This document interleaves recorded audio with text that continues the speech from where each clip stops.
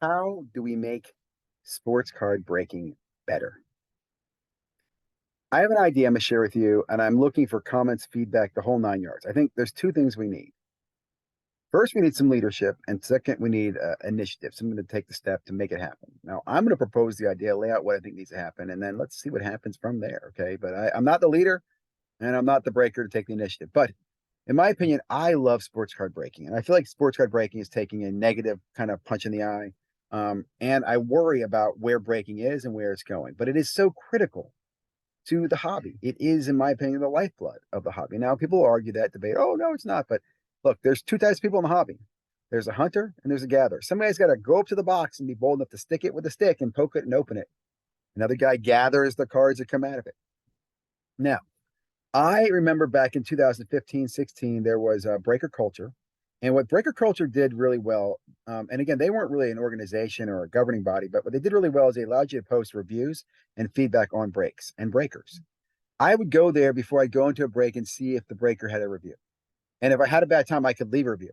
And that provided so much for me early on. And I remember, for example, that's where the Brandon Cooks to 99, we were hearing about it through breaker culture. I don't think breaker culture had it on there, but one of the breakers or somebody in that group or whatever, I remember hearing about it because of what my involvement in breaker culture at the time.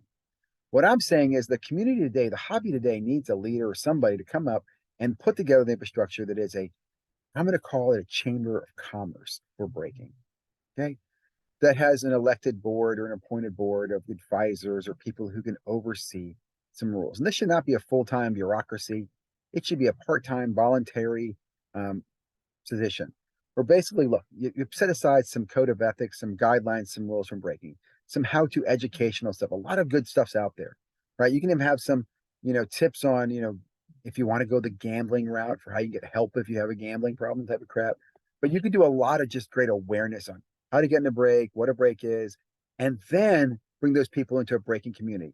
These are certified, licensed, registered, whatever you want to call it, blessed, stamped, trusted breakers from the Breaking Chamber of Commerce.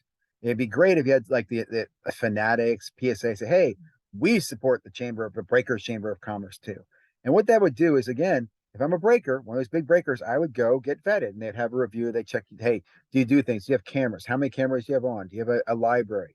How long do you keep your library in place? Pricing, I would leave off the table. I wouldn't go into pricing. What I would do is, do you share your pricing? Is your pricing public? When do you give your pricing? So people in the community would know how to do that. If you did that, you could also have this Chamber of Commerce provide a marketplace for people to fill breaks, right? They could come into it and buy breaks. I know several people have tried this in the past, this idea of filling breaks or break awareness. But if you're part of this Chamber of Commerce, you could say, hey, I'm a member of the Chamber of Commerce. I post my breaks to my break members. When I want to fill them, I throw them up into the marketplace and they get filled there. And then I'm able to run my breaks. Now, again, by being a member of this community, I would go through audits. The chamber would audit the person. They'd receive feedback from people who had complaints. You'd have maybe some buyer protection, some seller protection. There's a lot of things you could build with simply putting together a body that builds best practices around breaking. Now, this isn't going to cover everything. There's always be some, backyard breaking or underground breaking going on, backdoor breaking, whatever it might be. And that's fine. But this would allow, if I'm a consumer and I want to come get into breaks and I don't know anything about breaking, this is a great path to come there. Fanatics could advertise it, PSA could advertise it, Tops, well, whoever it is. Everybody could advertise it and tell you, hey, go to the breaking consortium. They'll teach you about breaking, and you can buy your break there and learn about breaking. And there's so many things. How do you grade your cars? Submit it to a subber. It's again a trusted subber from the Chamber of Breakers, whatever it might be. But there's so many value adds I think this could do. Now, again, I know this isn't going to solve everybody's problem. People are going to say, well, who's running this? Who's watching these people? It has to be something that's self-managed, self-run, right? This should get together.